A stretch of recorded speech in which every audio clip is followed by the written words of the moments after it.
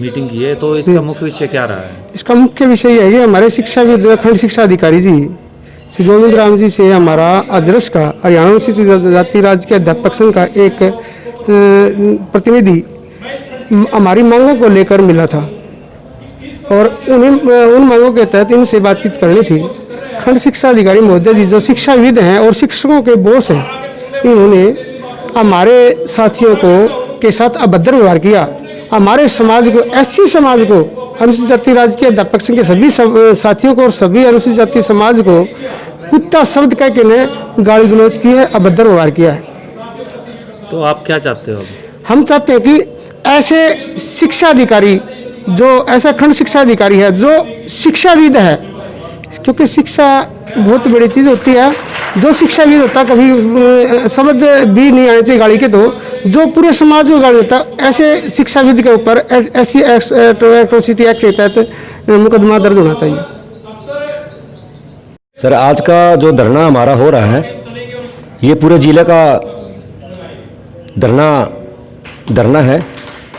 कल हम बीओ यानी खंड शिक्षा अधिकारी रतिया गोविंद राम शर्मा जी से मिले थे। कुछ हमारे फाइल अटकाने का जो है ना, यहाँ पे बार बार ऐसी शिकायतें आ रही थी, उसको लेकर के हम मिले।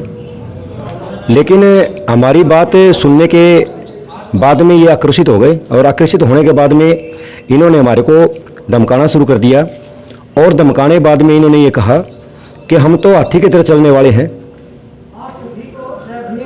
और जो पीछे लोग होते हैं वो देख लो कौन लोग होते हैं। जब मैंने ये कहा कि पीछे लोग कौन क्या करते हैं, उसने कहा देख लो क्या करते हैं हाथी के पीछे। मैंने कहा तो क्या कुत्ते भौंकते हैं? ने कहा ऐसा ही समझो, तुम्हारे जैसे जो लोग हैं वो कुछ भी करते रहें, मैं इसकी परवाह नहीं करता। साथियों, इस बात को लेकर के हमने अपने सारे जितने भी मेरे ब्लॉक कार्यकारिणी के सदस्य थे उनसे हमने बात की और तुरंत इसका निर्णय लिया। हम एक दिन का सांकेतिक धरना यहाँ पे बीओ के रतिया के प्रांगण में हम रखेंगे। अगर आज इसके ऊपर भी कार्रवाई नहीं हुई, हम आज पुलिस अधीक्षक फतेहाबाद को एक एंटी एट्रोसिटी एक्ट जो है SC/ST एंटी एट्रोसिटी एक्ट के तहत इनके खिलाफ कार्रवाई करने के लिए एप्लीकेशन दे के आए हैं। और उसके बाद भी अगर कोई कार्रवाई नहीं होती, किसी तरह कार्रवाई नहीं होती, तो इसके लिए हम यानी कि आने वाले दिनों में चाहे हमें हेडक्वार्टर पे, जिला मुख्यालय पे इसका हमने धरना रखना पड़े, 1 दिन का, 2 दिन का, 4 दिन का, 5 दिन का, यानी कि जब तक इसके खिलाफ कार्रवाई नहीं होती तब तक हम अपना काम करते रहेंगे।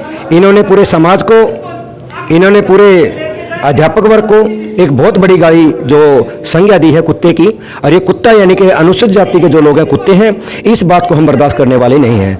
हमारी भावनाएं आहत नहीं हुई, हमारा अपमान हुआ है। इसके लिए हमें इसके खिलाफ कार्रवाई करने के लिए चाहे CM से मिलना पड़े हम मिलेंगे। अगर उसके बाद भी कहीं पे कोई कार्रवाई नहीं होती, चाहे हमें हाई कोर्ट जाकर के सीधे अपनी मामले को डालना पड़े, लेकिन इस अधिकारी को जब तक ये इस तरह के अधिकारी, जो अधिकारी एजुकेशन डिपार्टमेंट में हैं और इस तरह की जातिगत दुर्भावना रखते हैं और ये कहते हैं कि ये PN मेरा है, मेरा PN आपको पानी नहीं पिलाएगा, अगर पानी पिला तो वो घड़ा तुम्हारा पड़ा। जब तुम्हारा घड़ा पड़ा है तो इसका मतलब ये है कि यहाँ पे मनोस्मृति लागू की जा रही है, संविधान लागू नहीं है। भारतीय संविधान का पूरा अपमान है।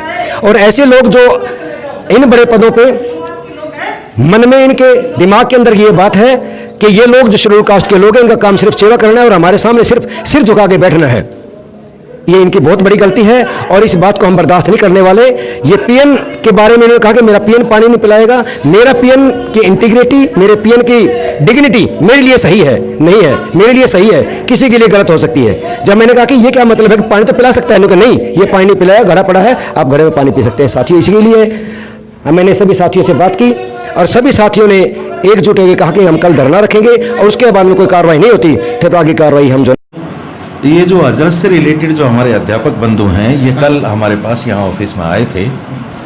ये 5-6 जने थे, तो इन्होंने अलग अलग मुद्दों पर हमसे डिस्कस किया, तो दबाव बनाने की हमारे ऊपर चेष्टा करी। और क्या था कि इसके बीच में एक सुभाष नाम का, जिसकी कमलगढ़ GPS कमलगढ़ में ड्यूटी है, तो वो रफ भी बोलने लग गया। कई बार हमारे जो टीचर हैं, जैसे टीचर क्या, ये जो कलरक हैं हमारे रेणु मैडम है, हमारे एक ये 4th क्लास है, तो इसके साथ भी दुर्व्यवहार ये कर चुका है। इस 4th क्लास को ये कहे कि तू यहाँ खड़ा क्या कर रहा है, तुझे तो टेबल पर बैठ जा, लोगों को पानी पिला, तेरी मेरे सामने क्या औकात है, मैं तुझे क्या समझूं, तू यहाँ खड़ा ही क्यों है, तू तो बाहर बैठ। इसी तरीके से हमारा ये राजपाल कलरक है, इसके साथ भी 3-4 बार ये लड़ाई कर चुका है जी। जब भी आता है तो हमारे साथ इस तरीके का बुरा व्यवहार किया जाता है। तो ये 5-6 लोग आए, ये सर्विस बुक को लेकर के, जो एक रिटायर्ड टीचर की सर्विस बुक थी, उसमें मैंने एक पल का भी विलंब नहीं किया था सिग्नेचर करने में। और एक दिन में एक हमारे लाली स्कूल से एक ईश्वर सिंह नाम से एक ESHM है, तो उनका एक मेडिकल बिल था, जो मेडिकल बिल की फाइल थी जो DW फतेहाबाद से ऑब्जेक्शन लग करके आई थी। ऑब्जेक्शन ये था कि इसमें आपका जो डिपेंडेंट है, यानी कि आपका जो फादर है, वो और आपका खुद का एड्रेस अलग अलग है, तो ये ऑब्जेक्शन आप दूर करें। ये हमने ऑब्जेक्शन नहीं लगाया था, ये ऑब्जेक्शन DW से लग करके आया था। तो जब हमने फाइल भेजी तो वो ले करके हमारे पास आ गई दोबारा कि जी ये आप सीधी भेज दो और मैं अपने आप जो है वो पास करवा लूँगा। तो मैंने कहा भाई ये ऑब्जेक्शन दूर करे बिना मैं मेरे सिग्नेचर से कैसे भेज दूँ, आप सीधे ले जाओ। तो ये उनको एक वो थी, तो इस चक्कर में ये 5-6 लोग मेरे पास यहाँ आ गए। तो और सर उनका कहना है कि 1 महीना तक यानी कि फाइल यहाँ पड़ी थी। नहीं, वो मैटर ये था जी, ये जो पेंडेमिक था, पेंडेमिक जो ये चला आपका जो कोविड-19 की वजह से, ये कलरक के स्तर पर ही हुई, लेकिन मेरे सिग्नेचर बहुत पहले हो चुके थे सर, मैंने सिग्नेचर कर दिए थे। और सर इनका आरोप है जो आप अपशब्द बोले हैं। नहीं, वो बताता हूँ, वो बताता हूँ। मैंने एक शब्द भी नॉन पार्लियामेंट्री नहीं बोला सर, इस चेयर की गरिमा का मुझे ज्ञान है। क्या हुआ कि बातों बातों में मैंने कहा भी देखो, गांव में जब हाथी आता है तो बहुत से वयोवृद्ध यंग और जो बूढ़े लोग हैं वो खड़े हो जाते हैं, हे गणेश जी महाराज, हे गणेश जी महाराज। उनको हाथी में भी गणेश जी नजर आते हैं, और कई ऐसे भी लोग हैं जिनको गणेश जी में भी हो सकता है हाथी नजर आते हों। तो आप लोग मस्त रहिए, आप लोगों में कमियां ना ढूंढिए। हाथी चलते रहते हैं, वो जो हाथ जोड़े हुए हैं हाथी के आगे उसके पास रुकते नहीं, और बहुत से लोग पीछे भी लगे होते हैं उनकी तरफ वो देखता नहीं है। ये शब्द मैंने यूज करे, मैंने कहीं भी कुत्ता शब्द यूज नहीं किया, ना मैं नॉन पार्लियामेंट्री कहीं बोला।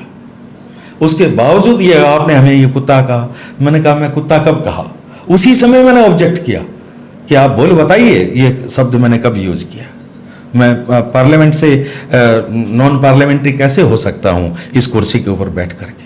कभी कोई किसी प्रकार की यदि पूरा ब्लॉक यदि ये बात बता दे कि मैंने एक शब्द भी गलत बोला हो तो मैं मान जाऊँ, लेकिन जो ये दबाव की जो हमारे ऊपर प्रेशर की जो राजनीति करते हैं इस प्रकार की, फिर इन लोगों ने हल्ला मचाना शुरू कर दिया और हरेश करने की कोशिश करी।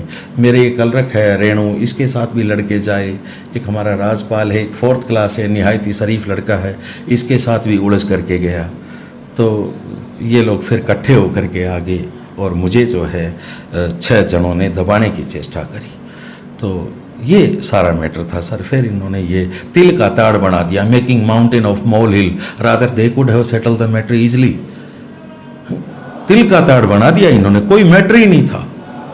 उस मैटर को भी इन लोगों ने मतलब बढ़ा चढ़ा करके और इसके अलावा आप और क्या कहना चाहेंगे सर? जैसे इन्होंने आप पर रोक लगाए हैं और धरना प्रदर्शन भी दिया है और DC साहब को और ऊपर जो उन्होंने लेटर दिए हैं मुझे हैं, उसके बारे में आप क्या संतुष्ट मानेंगे उनसे ऊपर प्रशासन के जो? नहीं सर, ऐसा ही आरोप ही निराधार है।